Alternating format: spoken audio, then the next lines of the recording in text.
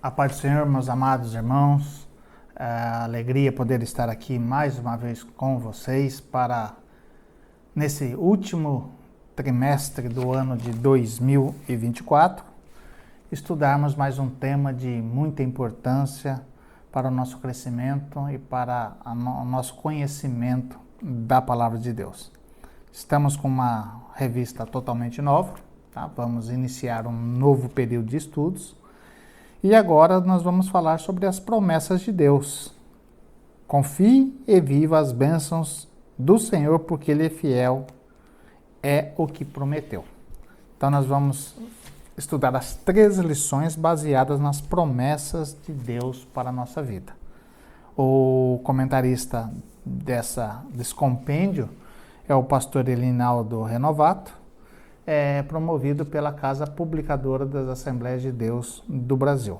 Então, com isso, nós vamos fechar esse ano com esse estudo sobre as promessas de Deus para a sua igreja, para a nossa vida.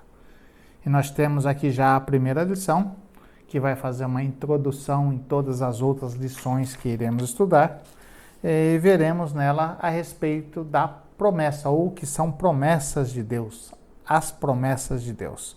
Depois, subsequentemente, nós vamos ver a promessa de Deus para Israel, para a igreja, a promessa que vai estar vinculada à obediência, a promessa de salvação, a promessa de cura divina, de um coração novo, promessa de paz, promessa para os pais e filhos, promessas divinas, a promessa da provisão, aí a promessa da vida abundante e fechando, as promessas de Deus são infalíveis. Então, isso é um tema bastante interessante.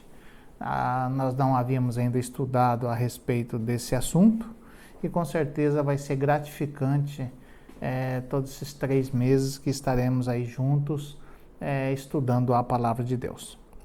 Vejamos então o que diz a lição de número 1 com o título A Promessa de Deus.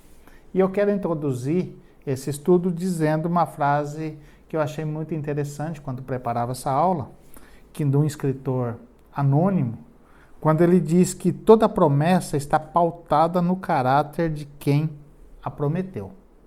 Eu achei muito profundo esse pensamento, e as promessas, elas estão realmente ligadas ou pautadas pelo caráter daquele que a faz. Então, quando nós recebemos promessa de Deus, nós não temos dúvida nenhuma a respeito do caráter de Deus, da sua bondade, da sua integridade, da sua fidelidade para cumprir cada uma delas. Mesmo porque a própria Bíblia diz que Deus não é homem para que minta. E se da sua boca saem palavras, promessas, com certeza, no tempo certo, na hora certa, no momento certo, ela se cumprirá. O texto áureo que nós temos está em Jeremias, capítulo 1, versículo 12, que diz assim: E disse-me o Senhor, viste bem, porque eu velo sobre a minha palavra para cumpri-la.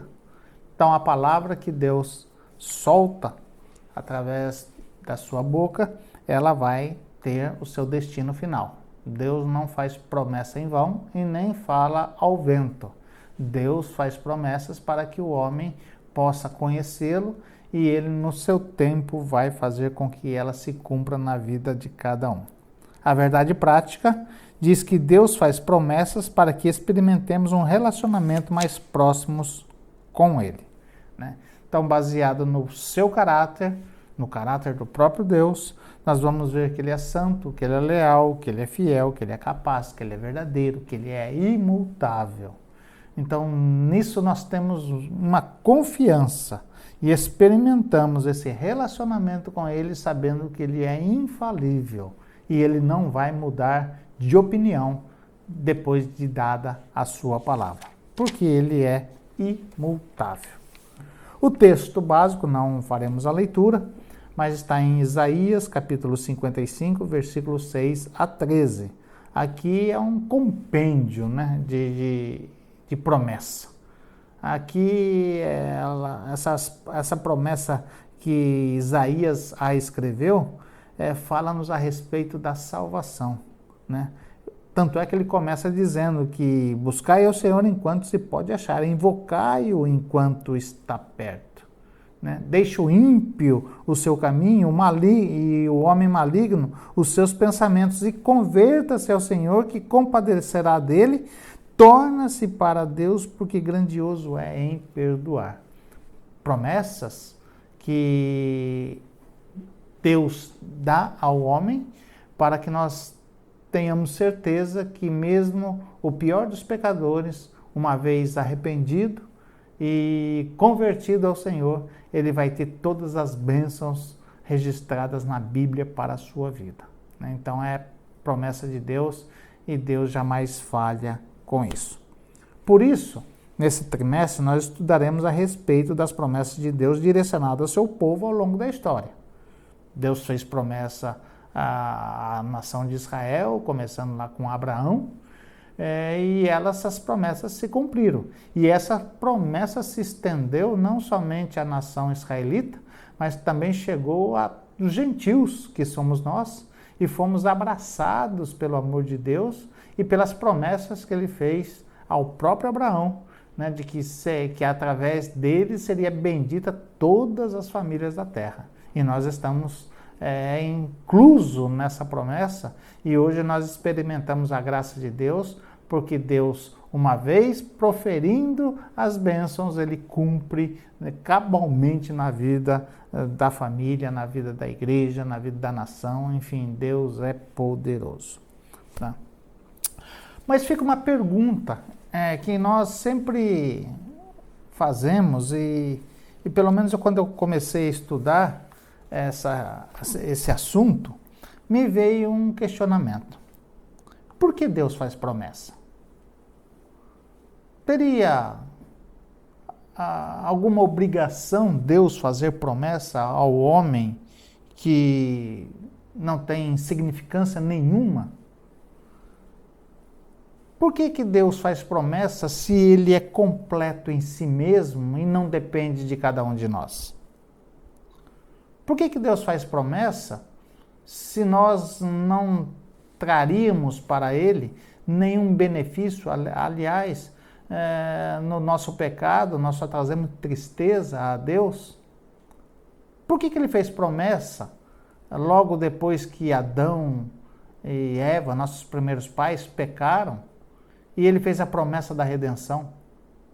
Ele não precisava, porque ele é justo, santo, e pelo pecado, como ele mesmo diz, que havendo o pecado haveria morte, ele não deveria, e se ele não nos resgatasse, ele não teria cometido erro nenhum.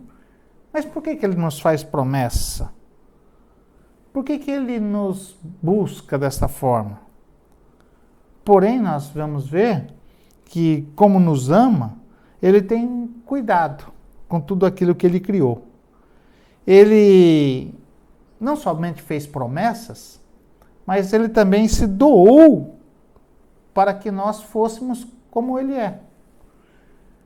Se nós formos querer saber o porquê Deus faz, talvez nós nunca conseguiremos entender os propósitos eternos de Deus, porque a mente de Deus, ela é insondável.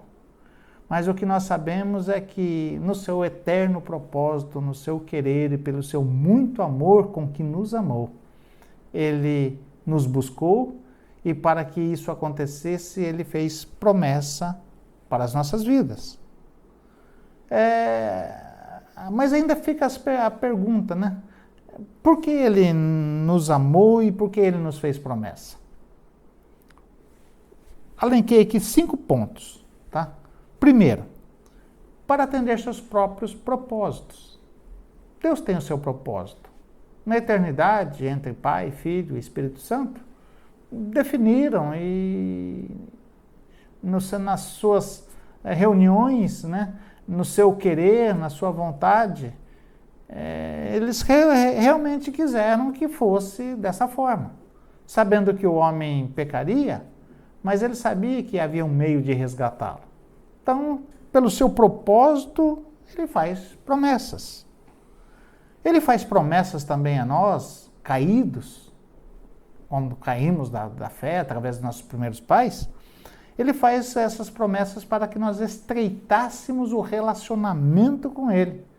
Aquele relacionamento perfeito que tinha antes do pecado, as promessas que vieram após o pecado, porque antes nós não encontramos promessas feitas a Adão ou a Eva antes do pecado, mas nós encontramos logo após o pecado, é para que o homem se estreitasse, o relacionamento se estreitasse com Ele, e o homem pudesse ter uma esperança sabendo que quem prometeu é fiel para cumprir. Por que ele faz isso? Por que ele não nos dá promessa? Porque a promessa vai gerar em nós entusiasmo. Quando Deus faz promessa, nós ficamos aqui esperando o seu cumprimento e nos deixa entusiasmado com a forma como que Deus vem a nos alcançar e ainda nos purificando, nos fazer promessa que seremos, como diz a própria Bíblia, que seremos igual a Ele, ou conheceremos Ele e veremos como Ele é. São promessas que nos deixam entusiasmados, esperando a cada dia que elas se cumprem em nós. Ainda, Deus faz promessa para gerar em nós esperança. Quando Ele nos promete, nós ficamos como que aguardando o cumprimento dela. Assim como nós vamos ver registrado na Bíblia Sagrada, que Deus fez promessas à nação de Israel através dos profetas, e os profetas queriam ver o cumprimento desta promessa feita, da vinda do Messias, e eles não alcançaram. Mas Deus a fez e Deus as cumpriu.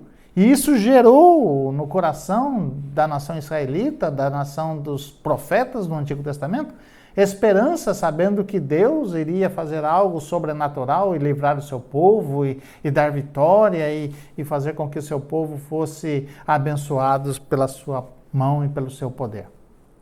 Deus faz promessa e isso gera em nós esperança.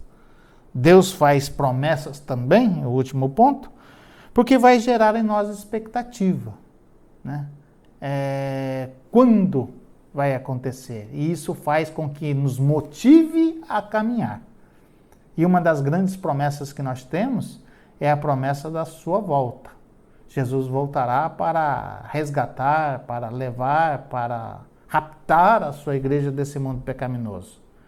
E nós ficamos aqui como João dizendo, ora vem Senhor Jesus, na expectativa de que isso venha acontecer o mais rápido possível. Esperamos que seja hoje, amanhã de manhã, mas estamos na expectativa da promessa ser cumprida a qualquer momento, porque aquele que prometeu é fiel para a cumprir.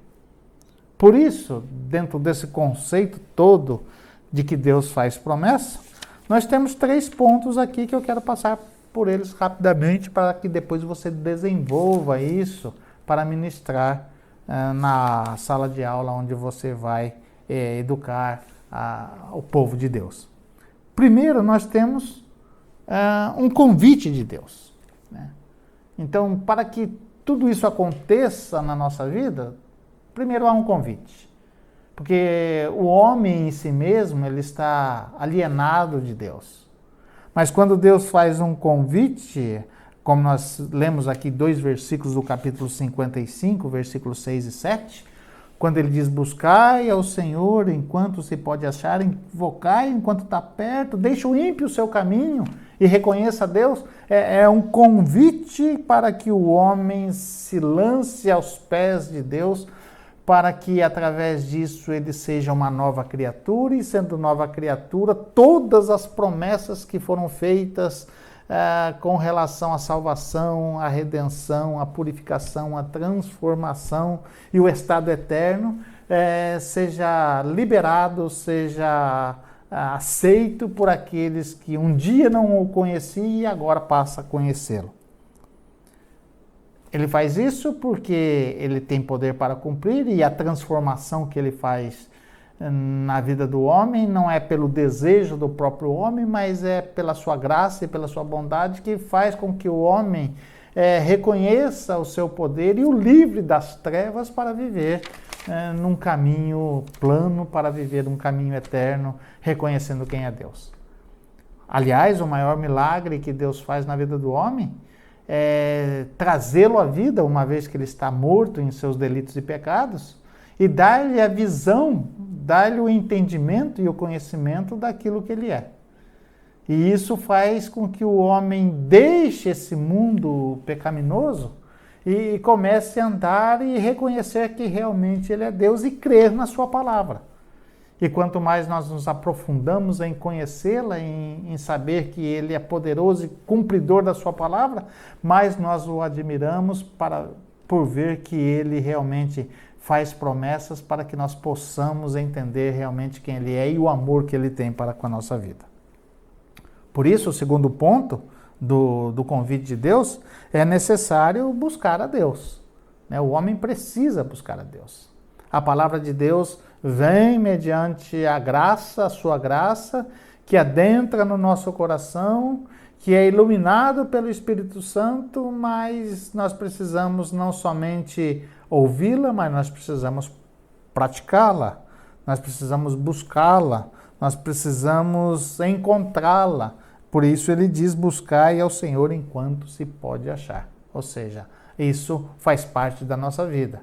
Nós precisamos ter um interesse em querer saber o que Deus tem para conosco e nos render aos seus pés para que, através disso, ele possa fazer uma transformação total na nossa vida. Não que ele não tenha poder para fazer por si só, mas a participação nossa é importante, porque através disso nós vamos mostrar o nosso agradecimento a ele pela sua bondade, e o seu poder e a sua graça vai transformar a nossa vida em cada dia. Por isso, em Mateus, no capítulo 7, versículo de número 7, diz lá: quem busca, encontra, e quem bate, a porta será aberta. Então, há uma promessa aqui de aquele que busca a Deus ou encontrá-lo, né? Porque ele vai se deixar conhecer. Por isso é interessante e é necessário buscar o Senhor. E um terceiro ponto desse primeiro ponto, é necessário o arrependimento, né? Então, a base da conversão do homem é essa, né?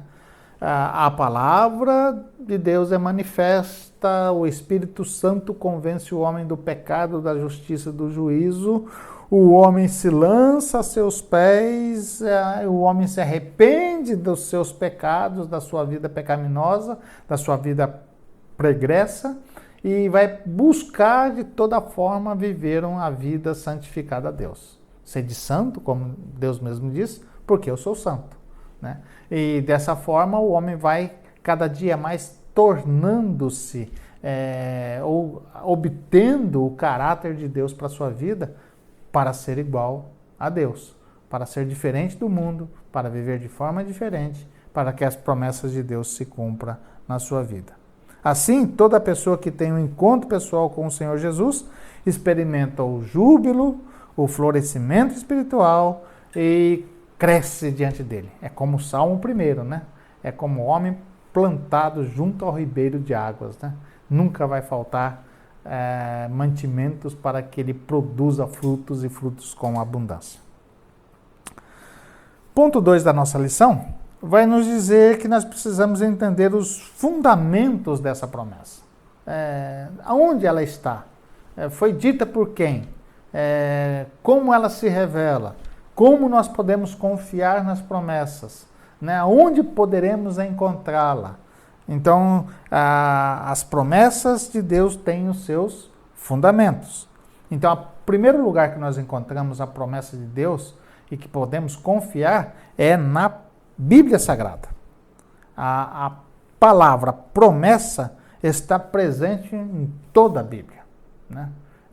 Talvez ela não venha com nome específico de promessa, mas o fato de Deus a fazer, já nós entendemos que existe ali uma promessa de Deus para nós. No Antigo Testamento, embora a palavra não esteja registrada claramente, como eu acabei de dizer, ela pode ser encontrada pelo que o Senhor prometeu a Abraão, prometeu a Isaac, prometeu a Jacó, prometeu a Moisés e a tantos outros do Antigo Testamento.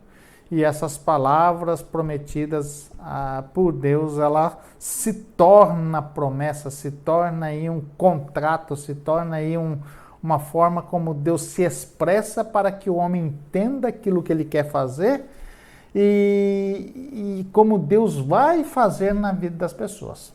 Nós vamos ver depois que nós temos promessas de Deus para a nossa vida, que elas são incondicionais e tem promessas condicionadas, mas essas promessas elas são ditas por Deus e elas vão se cumprir na nossa vida, né? Se andarmos totalmente segundo os seus preceitos, seus mandamentos. Ainda no Novo Testamento, o Deus Todo-Poderoso realiza novas promessas, não só no Antigo Testamento, como no Novo também ele assim o fez, né? Como a expressão da obra salvífica de Cristo e os que são fiéis, que dormem no Senhor, que serão ressuscitados com corpos glorificados e transformados. Essa promessa ela não foi dita no Antigo Testamento, apesar que já era propósito e plano de Deus, e isso vai abranger todos em todas as épocas, mas a promessa ela foi feita através de Paulo, no Novo Testamento, lá em Tessalonicenses, no capítulo 4, 13 a seguir, que um dia nós seremos transformados, né? Nós seremos arrebatados, os que morreram em Cristo ressuscitarão primeiro, nós os que estivermos vivos seremos transformados e juntos subiremos a encontrar o Senhor nos ares. Isso é o arrebatamento da igreja e é uma das promessas que Deus tem para a sua igreja, né? Fora as bênçãos que encontramos lá em Efésios, no capítulo de número 1, um compêndio de bênçãos espirituais para aqueles que servem ao Senhor, né? Que foi proferida pelo Deus Pai, que foi proferida pelo Deus Filho, que foi proferida pelo Deus Espírito Santo. E que ele forma a sua igreja baseado nas promessas para que nós creiamos realmente que ele está conosco e que tudo aquilo que ele tem prometido que herdaremos desde a fundação do mundo, está no propósito de Deus e para desfrute daquele que se rende aos seus pés. O fundamento das promessas de Deus também, nós vamos encontrar que é porque Deus é infalível. Deus não falha. Deus não erra. Deus não tem dúvidas naquilo que ele profere. Deus é Deus e quando ele solta uma palavra, uma promessa, tenha certeza que ela vai se cumprir, porque ele é poderoso de todas as formas, mesmo que as circunstâncias humanas muitas vezes para nós parecem impossível, mas para Deus é bem possível. Vemos a jornada do povo de Israel saindo do Egito em direção à terra prometida. Quantos obstáculos não encontraram e quantos livramentos Deus não deu, porque subjetivamente era a promessa de Deus tirar um povo do Egito para levar para uma terra que manasse leite e mel. As consequências no meio do caminho não é impedimento nenhum para que Deus possa cumprir com a sua palavra. Ele não falha e ele não muda. Tanto é que lá em Isaías, no capítulo 43, versículo 13, diz que ainda antes que houvesse dia, eu sou, e ninguém há que possa fazer escapar das minhas mãos. Operando eu, quem impedirá? Então, só nessa palavra nós vemos aí o peso do poder de Deus, dizendo que nada pode impedir a vontade que a vontade de Deus se cumpra.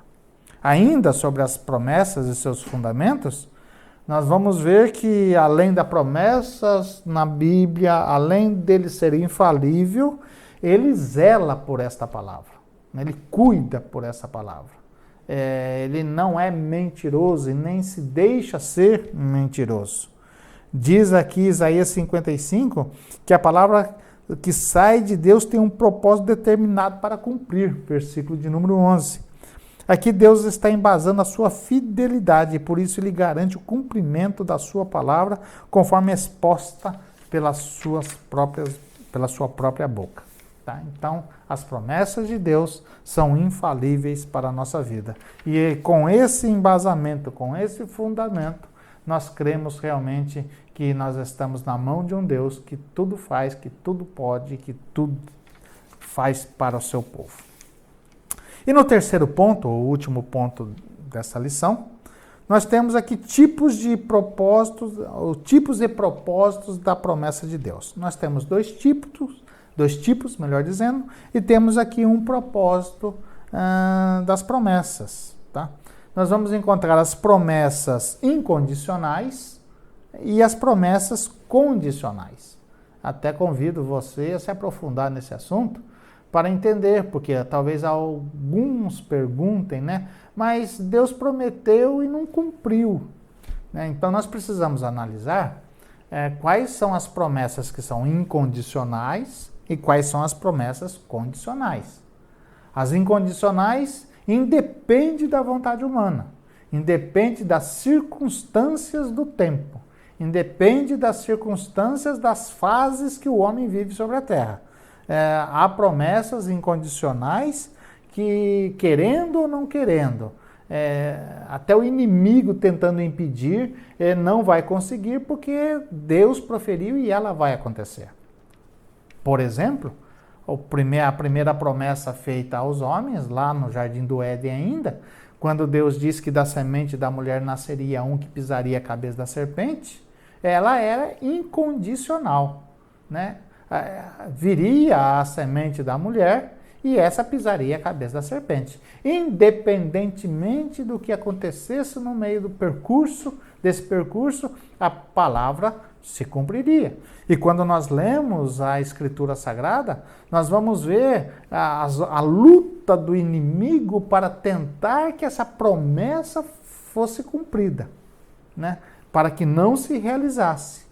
Para que a semente da mulher não pisasse a sua cabeça. Mas ele não conseguiu o seu intento, porque Deus é poderoso para fazer cumprir aquilo que ele diz que iria se cumprir, independentemente de qualquer circunstância. Né? A respeito da morte de Cristo na cruz do Calvário, com o derramamento de seu sangue, já estava previsto. Querendo ou não querendo, o homem, ela iria se cumprir.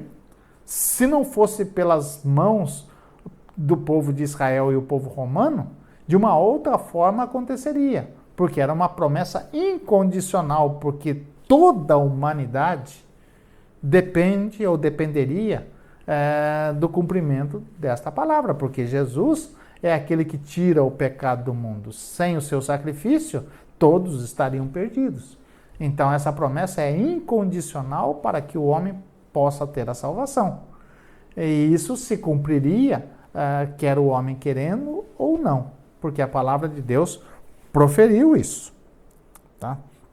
Nós vamos ver o nascimento de Jesus, o local de nascimento de Jesus lá na Judéia, lá em Belém da Judéia, também é uma promessa incondicional, porque Deus disse que ele nasceria naquela cidade. Então, e assim aconteceu. E tantas outras promessas que nós vemos que já se cumpriram e outras ainda que se cumprirão, porque Deus assim o fez. Mas nós temos aqui as promessas condicionais, que depende de circunstância, que depende de tempo, que depende da atitude humana para se cumprir. Né? Nós vemos a nação de Israel, que a promessa que Deus fez à nação de Israel é para que eles possuíssem a terra e que permanecessem ali para todo sempre. Porém, havia uma condição. E isso está lá em Gênesis, quando Deus diz que daria essa terra ao seu povo, que tiraria de Canaã, não, todos os cananeus, os heteus, os jebuseus, porque a medida do pecado já havia ultrapassado o limite da paciência de Deus, e que Deus daria essa terra ao povo de Israel. Deus também volta-se para Israel e diz a eles que essa terra que estava sendo dada a eles seria para eles de forma perpétua, desde que eles andassem nos seus caminhos. E Deus disse o seguinte, que se eles cometessem o mesmo pecado que os cananeus cometeram, da mesma forma como Deus tirou-os daquela terra, Deus também os tiraria dali. Então, promessas condicionais, promessas que dependem da ação do homem, promessa que depende do tempo em que o homem se dispõe a obedecer a Deus. Depende daquilo que o homem pretende fazer com as promessas recebidas, né? A promessa, por exemplo, de receber o perdão de Deus, ela está condicionada. A própria oração que Jesus nos ensinou a orar, a respeito do perdão e do perdoar, ela é condicionada. Quando nós oramos a Deus, dizendo que Deus perdoe as nossas dívidas, assim como nós perdoamos a quem nos deve. Ou seja, o perdão é a promessa, mas ela só vai se cumprir em nós se nós praticarmos o perdão. Se nós entregarmos a vida e reconhecermos que todos somos falhos e que todos precisam ser perdoados. E na nossa arrogância, muitas vezes, perdoarmos o nosso ofensor. Então, assim Deus nos perdoa. Promessas vinculadas e condicionais, baseado naquilo que nós fazemos. E para fechar o terceiro ponto, nós temos os propósitos das promessas de Deus. Vamos elencar aqui 3 propósitos que está na nossa lição. Primeiro, o primeiro deles é o de que Deus estabelece uma aliança com o ser humano. Por que Deus faz promessa? Para estabelecer uma aliança, um concerto, um relacionamento, como eu já disse lá no princípio. Deus quer que o homem se sinta gratificado em ouvir a promessa e ter o seu cumprimento. E isso faz com que nós tenhamos aí propósitos, faz com que nós tenhamos aí uma aliança, faz com que nós tenhamos aí um relacionamento com Deus para vivermos com Ele. Qual o outro propósito das promessas de Deus para a nossa vida? De reconsiderar o destino da raça humana para dando-lhe mais uma oportunidade por meio de um justo. O que ele quis dizer com isso? Que as promessas de Deus para nós é uma forma que nós reconhecemos, que nós reconsideramos que temos um novo destino baseado numa promessa que foi feita, né?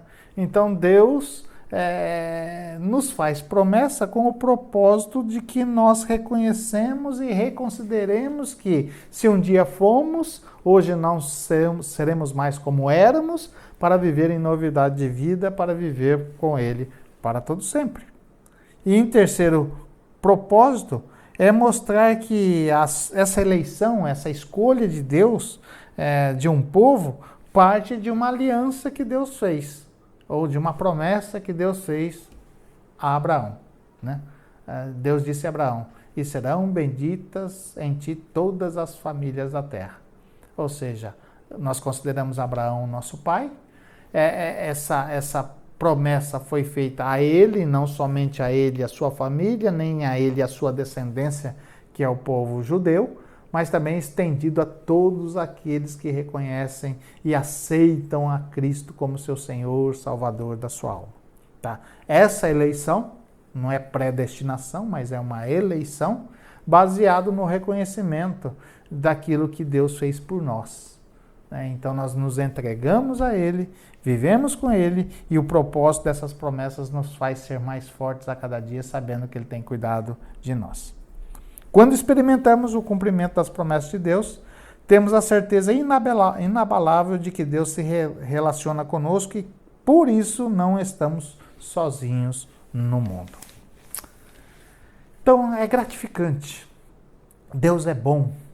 Ele não precisava fazer isso, mas Ele fez por amor. Ele nos resgatou porque nos ama. Ele nos faz promessa porque quer ter comunicação conosco, relacionamento conosco. Ele quer provocar em nós o entusiasmo de ver as suas promessas sendo cumpridas. Ele quer provocar em nós a esperança dessas promessas fazerem parte da nossa vida. E quer nos dar uma expectativa que de tudo aquilo que Ele prometeu vai se cumprir num futuro bem próximo. Que Deus possa nos ajudar nesse ensino desse último trimestre e que as promessas de Deus se cumpram em todas as nossas vidas. Deus abençoe e que Deus possa nos guardar em cada momento. no nome de Jesus. Amém.